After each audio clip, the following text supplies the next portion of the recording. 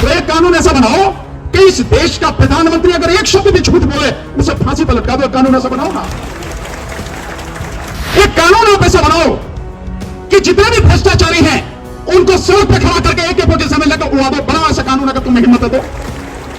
एक बहुत बड़ा सिंडिकेट, एक बहुत बड़ा माफिया इस देश में बन चुका है। और इस माफिया में कौन कौन शामिल है? नंबर 1, इस देश की सरकार शामिल है, इस देश के नौकरशाह वो शामिल है, इस देश के पूंजीपति शामिल है, इस देश का मीडिया जो पूंजीपतियों ने खरीद लिया है वो शामिल है, और इस देश में मनवादी मानसिकता के लोग शामिल हैं, और इन सब के साथ में इस देश की अदालतें शामिल हैं। मोदी लगातार इस देश को गृहयुद्ध की तरफ धकेल रहा है। ये दोनों चौकीदार और तड़ी पर इनके पास कुछ नहीं है, केवल इस देश को हिंदू मुस्लिम की राजनीति में लेकर गृहयुद्ध की तरफ धकेल रहे हैं। तमाम संवैधानिक संस्थाएं आज मोदी की गुलामी में डूब चुकी हैं। कुछ नहीं मिलने वाला आपको। और मोदी का गुलाम इस देश का इलेक्शन कमिश्नर राजीव कुमार, उसने व्यापक धांधली करके बीजेपी को सत्ता में लेके आया है। ये नंबर 1 के निकम्मे हैं। इनकी कानों पर आपकी आवाज का कोई असर नहीं होता। और इंशाल्लाह जिस दिन तक इस तन में सांस चलती है, हर व्यक्ति के साथ जिसके साथ जुल्म हो रहा है उसके साथ खड़ा रहूंगा पूरी ताकत से। ईवीएम को उखाड़ना जरूरी है, और जिस दिन ईवीएम खत्म हो गई, मोदी ऐसे सांप हो जाएगा जैसे गधे के सिर से सींग गायब हो गया। कुछ करने की जरूरत नहीं है, इतना ही काम है। अगर विपक्ष बीजेपी होती विपक्ष में, तो कांग्रेस या जितने भी लोग सत्ता में होते 1 सेकंड उनको चैन से नहीं बैठने देती। लेकिन आज का विपक्ष बिल्कुल चुप बैठा है, गूंगा फेरा हो चुका है। अन्यथा मोदी को 1 सेकंड चैन से नहीं बैठना था, सत्ता में बैठने नहीं देना था। कहना था कि तुझे हक नहीं है बैठने का, तो बेईमानी से जीत के आया। और ये इलेक्शन कमीशन के खिलाफ जन आंदोलन खड़ा होना चाहिए था। हुआ कुछ नहीं हुआ।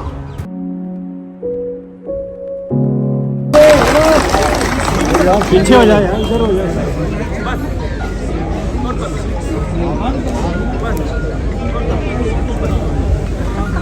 बहुत बहुत शुक्रिया संचालक महोदय जी। बोधिसत्व बाबा साहब डॉक्टर भीमराव अंबेडकर जी और इस देश में जन्मे सभी संतों महापुरुषों के चरणों में नमन करते हुए मंच पर विराजमान आदरणीय एक्स-MP साहब, आजमी साहब, लालमणि साहब और SDPI के तमाम वरिष्ठ पदाधिकारीगण, और सामने बैठे हुए मेरे सभी माताएं, बहनें, मेरे बुजुर्ग नौजवान साथियों, आप सभी को मेरा नमो बुद्धाय, जय भीम, जोहार, आदाब, सत श्री अकाल, नमस्कार। साथियों, बातें आपके सामने आदरणीय सफी साहब ने और आदरणीय उबैदुल्ला आजमी साहब ने, लालमणि साहब ने सब रख दी। उनको दोहराने का कोई कारण मैं नहीं समझता, पर मैं आपसे कुछ बात कहना चाहता हूं। साथियों, जो लड़ाई इस समय चल रही है वो लड़ाई बहुत बड़ी लड़ाई। मैं बार बार कहता हूं, इस देश की आजादी की दूसरी लड़ाई चल रही है, या यूं कहो कि हमें उस तरफ बढ़ना है।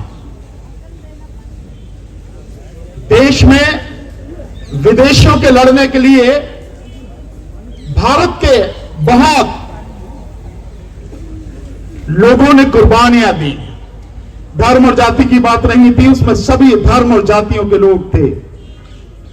इनको छोड़ के जो लुटेरे आज शासन कर रहे हैं, इनको छोड़ के, इनकी जो पुरखे थे उनको छोड़ के बाकी देश के तमाम लोग उस आजादी की लड़ाई में शामिल थे। लेकिन आज लड़ाई इन लुटेरों से ही लड़नी है। सफी साहब ने कहा कि चोर, मैं कहता हूं चोर नहीं है, ये जो लुटेरे और डकैत जिनको कहते हैं उनसे भी बड़े डकैत हैं जिनसे आज हमें लड़ना।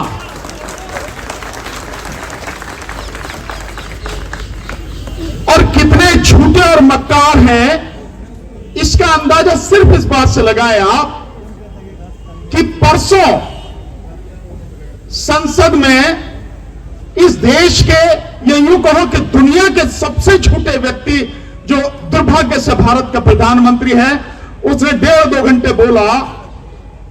और उसने क्या बोला?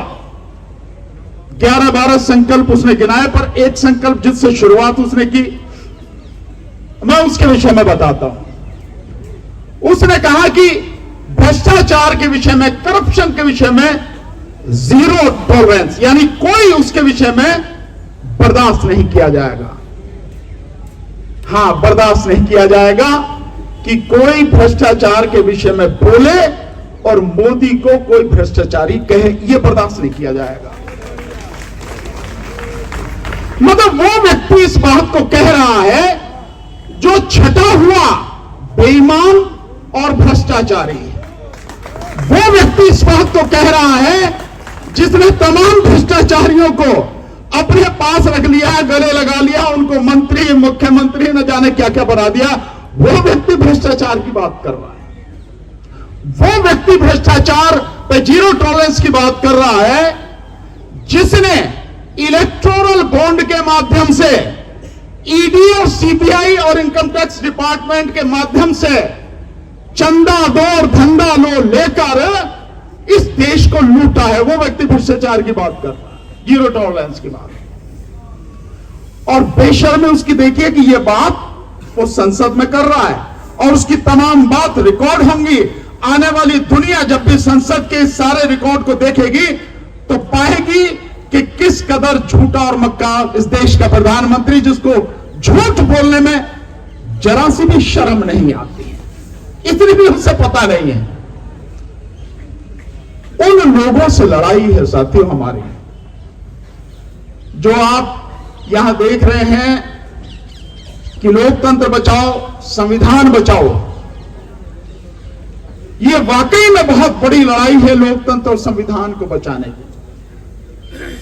और ये जो आप ऊपर लिखा हुआ देख रहे हैं बोर्ड पर, वक्फ बिल और जो उपासना का कानून है 1991 का, इसके विषय में जो बात हो रही है, कानून बिल्कुल सही है, साफ है बिल्कुल, इसमें कहीं किसी को कुछ भी संदेह होना नहीं चाहिए।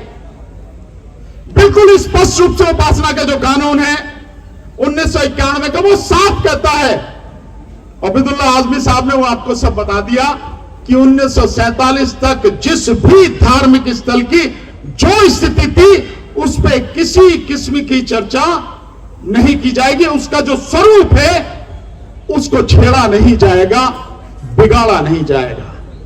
और यही नहीं, उसमें यहां तक स्पष्ट है कानून में कि उस समय तक, यानी 1991 में 17 जुलाई 1991 को यह कानून जब लागू हुआ, तो उस समय तक अगर कोई भी मुकदमे, कोई भी अपील, कहीं कुछ भी चल रहा है किसी भी अदालत में, वो उस दिन को खत्म हो जाएंगे।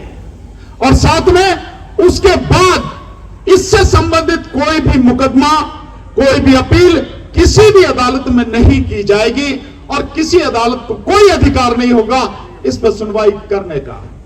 बावजूद उसके आपने देखा जो हाल चल रहे हैं। जहां तक आप वक्फ कानून में संशोधन की बात है, मेरा मोदी से की बात कहना, हालांकि वो बेशर्म व्यक्ति है, उससे कुछ भी कहने का कोई अर्थ नहीं है, पर फिर भी अगर उसे वाकई में जो है मतलब ये संशोधन करने की, बदलाव करने की बड़ी एक इच्छा है, बड़ा लालायित रहता है वो, कभी जो मुस्लिम समाज का जो कानून है, वो महिलाओं के ऊपर जो कानून था, 3 शादियों के ऊपर जो कानून था, वो जो 3, उसको जो अगर आपको वाकई में कानून में संशोधन करने हैं तो एक कानून ऐसा बनाओ कि इस देश का प्रधानमंत्री अगर एक शब्द भी झूठ बोले उसे फांसी पर लटका दो। एक कानून ऐसा बनाओ ना, बनाओ ऐसा कानून। एक कानून आप ऐसा बनाओ कि जितने भी भ्रष्टाचारी हैं उनको सड़क पे खड़ा करके AK-47 लेकर उड़ा दो। बनाओ ऐसा कानून अगर तुम्हें हिम्मत है तो। नहीं बनाएंगे, नहीं करेंगे, क्योंकि सारे लुटेरे हैं। पर मुस्लिम समाज से संबंधित कानून बनाएंगे, वक्फ कानून में संशोधन करेंगे। और जो आपने कहा, केवल आपकी बात नहीं है संशोधन करके कि दूसरे धर्म का आना चाहिए, यह संविधान का खुला उल्लंघन है। जब संविधान कहता है कि हर धार्मिक समुदाय को, हर धर्म के लोगों को अपने धर्म को मानने, उसका प्रचार प्रसार करने का पूरा अधिकार है, उसको धार्मिक स्वतंत्रता है, यह मूल अधिकार है, तो आप कौन होते हैं कि वक्फ कानून में संशोधन करके यह लाके कि इसमें दूसरे धर्म के भी लोग शामिल हों? लेकिन यह इनकी कोई नई बात नहीं है। आप देखते हैं बोध गया में, जहां तथागत बुद्ध को ज्ञान प्राप्त हुआ था, तो बोध गया का जो मंदिर है उसकी जो कमेटी है उसमें भी ब्राह्मण बैठे हैं, जिसके लिए हमने कई बार आंदोलन यहां पर किया, कई बार, अभी भी लगातार वो आवाज उठाई जा रही है, आंदोलन हो रहा है। तो ये दूसरे की जो संपत्ति है, दूसरे के जो अधिकार है, उन पर कब्जा करना चाहते हैं, ये इनके खून में शामिल है। ये है सबसे बड़ी दिक्कत, लेकिन हम इसको होने नहीं देंगे साथियों। और मैं आपसे ये निवेदन कर रहा हूं कि देखिए, हम ये जो आवाज उठाते रहते हैं, आज हम आए और कानून को लेकर आवाज उठा रहे हैं, इससे कुछ होने वाला नहीं है, बात इससे आगे बढ़ चुकी है। आप इसको कितना मानते हैं, कितना नहीं मानते, समझ रहे हैं नहीं समझ रहे हैं, इसकी गंभीरता को समझ रहे हैं नहीं समझ रहे, मुझे नहीं पता, लेकिन बात अब इससे आगे बढ़ चुकी है। और मेरा आपसे कहना है कि इस चीज को बंद करिए, यहां आंदोलन इस तरह से करने बंद कीजिए, यहां विरोध प्रदर्शन करना बंद कीजिए, इससे कुछ हासिल नहीं होगा। क्यों? ये नंबर 1 के निकम्मे हैं, इनकी कानों पर आपकी आवाज का कोई असर नहीं होता, कुछ नहीं होगा। इस सबसे होगा कैसे? हम लोगों को गांव गांव, गली गली, मोहल्ले, शहर जाके लोगों को तैयार करना है जन आंदोलन के लिए, और जन आंदोलन खड़ा करना है, तभी कुछ बदलेगा, नहीं तो कुछ बदलने वाला नहीं है। आज देश में जो स्थिति है, मेरे ज्ञान और अनुभव के हिसाब से वो स्थिति यह है कि किसी भी संस्था से आपको कोई न्याय मिलने वाला नहीं है, कोई संस्था आपके लिए कुछ करने वाली नहीं है, कोई आपकी बात सुनने वाली नहीं है। तमाम संवैधानिक संस्थाएं आज मोदी की गुलामी में डूब चुकी हैं, कुछ नहीं मिलने वाला आपको। और यहां तक कि जो मैं जिस तरह से कहता हूं वो स्थिति यह है कि एक बहुत बड़ा सिंडिकेट, एक बहुत बड़ा माफिया इस देश में बन चुका है। और इस माफिया में कौन कौन शामिल है? नंबर 1, इस देश की सरकार शामिल है, इस देश के नौकरशाह वो शामिल हैं, इस देश के पूंजीपति शामिल हैं, इस देश का मीडिया जो पूंजीपतियों ने खरीद लिया है वो शामिल है, और इस देश में मनुवादी मानसिकता के लोग शामिल हैं, और इन सब के साथ में इस देश की अदालतें शामिल हैं। ये सबका एक सिंडिकेट, एक माफिया बन चुका है। तो किसके पास जाओगे गुहार लगा के? किससे कहोगे जहां आपको न्याय मिल जाए? कौन है जो आपकी बात सुन लेगा? कौन है जो आपके लिए कुछ भी कर देगा? इस बात को समझो। अगर इस बात को अभी भी नहीं समझे तो बहुत देर हो जाएगी और फिर सब कुछ हाथ से निकल जाएगा। एक बहुत बड़े पत्रकार हैं, आप देखें यूट्यूब पर, वो लगातार कह रहे हैं, हम भी इस बात को बहुत समय से पहले ही कह रहे हैं कि मोदी लगातार इस देश को गृह युद्ध की तरफ धकेल रहा है। ये दोनों चौकीदार और तड़ी पार, इनके पास कुछ नहीं है, केवल इस देश को हिंदू मुस्लिम की राजनीति में लेकर गृह युद्ध की तरफ धकेल रहे हैं। इसको रोकना होगा, इसको रोकना होगा, और इसको हम ही को पहल करनी पड़ेगी रोकने के लिए। हम ही को रोकना है, दिक्कत हमारी है, किसी नेता की कोई दिक्कत नहीं है। आप समझते हो कि कोई नेता, किसी पार्टी का कोई व्यक्ति इस बात को कहेगा? कहीं नजर नहीं आता। कहीं आता है आपको?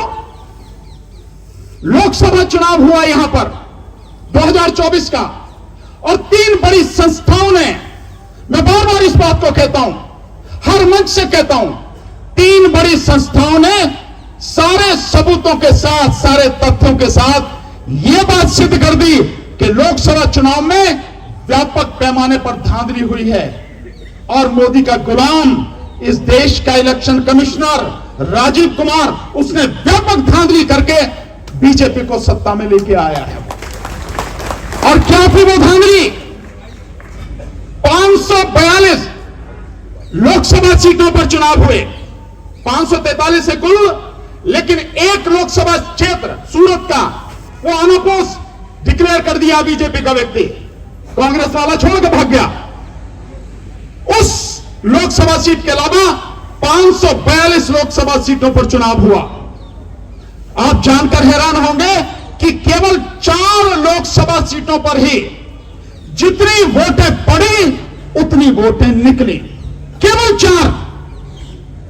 और 362 लोकसभा सीटों पर जितनी वोटें पड़ी उससे कम वोटें निकली, और 176 लोकसभा सीटों पर जितनी वोटें पड़ी उससे ज्यादा वोटें निकली, जिसकी वजह से बीजेपी 79 सीटें जीत कर आई। ये 79 सीटें आप 232 देते, जो भी है 240 है, उसमें से माइनस कर दीजिए, बीजेपी कहां आकर टिक जाएगी? 160 पर। सरकार बनने का मतलब नहीं है किसी भी हालत में। लेकिन आपने देखा कि विपक्ष का कोई नेता इस बात को उठाता हो? आपने किसी की भी आवाज सुनी? किसी ने एक शब्द इस विषय में बोला हो? अगर विपक्ष बीजेपी होती विपक्ष में, तो कांग्रेस या जितने भी लोग सत्ता में होते एक सेकंड उनको चैन से नहीं बैठने देती। लेकिन आज का विपक्ष बिल्कुल चुप बैठा है, गूंगा बहरा हो चुका है। अन्यथा मोदी को एक सेकंड चैन से नहीं बैठना था, सत्ता में बैठने नहीं देना था, कहना था कि तुझे हक नहीं है बैठने का, तू बेईमानी से जीत के आया। और ये और इलेक्शन कमीशन के खिलाफ जन आंदोलन खड़ा होना चाहिए था। हुआ कुछ नहीं हुआ। इसके बाद में केवल इतनी चीजें नहीं, और कितना हुआ? 4,65,46,884 वोटें बढ़ाई गई। विपक्ष चुप बैठा है। और इसके बाद आप आ जाइए हरियाणा के चुनाव। हरियाणा के चुनाव में 14 लाख वोटें बढ़ाई गई, 14 लाख वोटें। और 14 लाख वोटें बढ़ाने के बाद 20 सीटें बीजेपी जीत कर आई। आज उसकी सत्ता है। यानी 10 साल तक जिसकी सत्ता थी, जिसको लोग फूटी आंख सुहाते नहीं थे, जो देखना नहीं चाहते थे, वो इतनी बड़ी पावर मतलब वोटों से जीत गया जितना पहले भी नहीं था। लेकिन विपक्ष क्या कर रहा है? चुप, सन्नाटा, मुर्दानगी छाई हुई है। कोई आवाज आपने सुनी? किसी ने सुनी कोई आवाज? नहीं सुनी। और अब आ जाइए उसके बाद आपके सामने महाराष्ट्र। महाराष्ट्र में लोग उबले पड़े हैं, लगातार आंदोलन हो रहे, सड़क पर आ रहे हैं। मुझे लगातार फोन आ रहे कि सर आप आओ यहां पे। लेकिन विपक्ष का कोई व्यक्ति बोलने को तैयार नहीं है। 76 लाख वोटों की बेईमानी हुई, 76 लाख वोटें बढ़ाई गई, 76 लाख।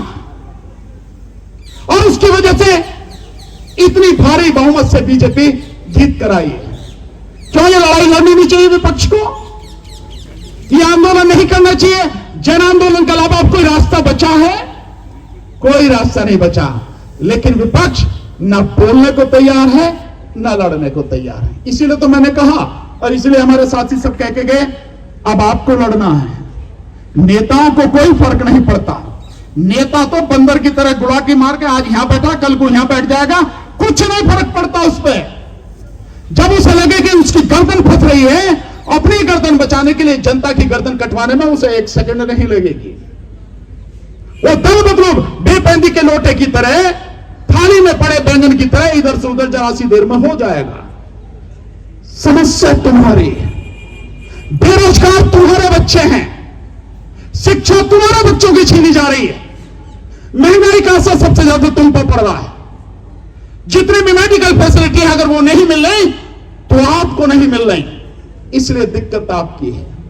इसलिए मैं साथियों कहता हूं, अब आपको ही लड़ना होगा, किसी के भरोसे मत रहो। इसलिए गांव गांव, शहर शहर, मोहल्ले जाके लोगों को तैयार करो, जन आंदोलन के लिए तैयार करो। मैं मंच पर बैठे साथियों को निमंत्रण देना चाहता हूं, सभी साथियों को, और आप सबको देना चाहता हूं। मैं हर लड़ाई में शामिल रहा हूं और इंशाअल्लाह जिस दिन तक इस तन में सांस चलती है, हर व्यक्ति के साथ, जिसके साथ जुल्म हो रहा है उसके साथ खड़ा रहूंगा पूरी ताकत से। और एक बार मेरा भी साथ दे दो, वो भी लड़ाई तुम्हारी है, मेरी नहीं है, केवल मेरी नहीं है। लड़ाई में साथ दो, और वो लड़ाई है 20 दिसंबर, आज 15 है, 16, 20 दिसंबर 2024 यानी 4 दिन बाद दिल्ली में अंबेडकर भवन से सुबह 10 बजे हम सब लोग इकट्ठा हो रहे हैं और ईवीएम के विरुद्ध दिल्ली में 15 दिन की पैदल यात्रा, पहला फेज पूरे देश में होगा, लेकिन पहला फेज दिल्ली में शुरू कर रहे हैं। अगर वाकई में इस गंदगी को साफ करना चाहते हो तो आओ हमारे साथ में। मोदी को कितनी गाली दे लें हम लोग, कोई असर नहीं पड़ता। इतना पक्का घड़ा हो चुका है, एक बूंद उसके अंदर नहीं जाती, कुछ फर्क नहीं पड़ता। लेकिन साथियों, इनको उखाड़ना जरूरी है, जमीन से उखाड़ना जरूरी है। उसके लिए जन आंदोलन की जरूरत है। और मैं बार बार कहता हूं कि जब तक ईवीएम है और जब तक राजीव कुमार जैसे इलेक्शन कमिश्नर और गुलाम इलेक्शन कमीशन है, तब तक आप मोदी का कुछ नहीं बिगाड़ सकते। आपकी आंखों के सामने है। इनको उखाड़ना जरूरी है, ईवीएम को उखाड़ना जरूरी है। और जिस दिन ईवीएम खत्म हो गई, मोदी ऐसे साफ हो जाएगा जैसे गधे के सिर से सींग गायब हो गए। कुछ करने की जरूरत नहीं है, इतना ही काम है और वो आपको करना पड़ेगा।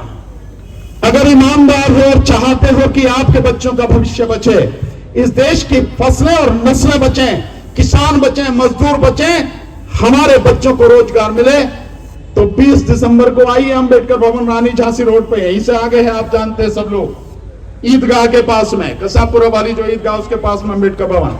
10 बजे आइए, वहां से शुरू करेंगे और आजादी की लड़ाई वहां से शुरू करेंगे और बिगुल बजाएंगे। और तब तक नहीं रुकेंगे जब तक इस गंदगी को पूरी तरह से साफ नहीं कर देंगे। साथियों, मेरा इतना ही आपसे कहना है। साथियों, मेरी बात पर ध्यान दीजिए।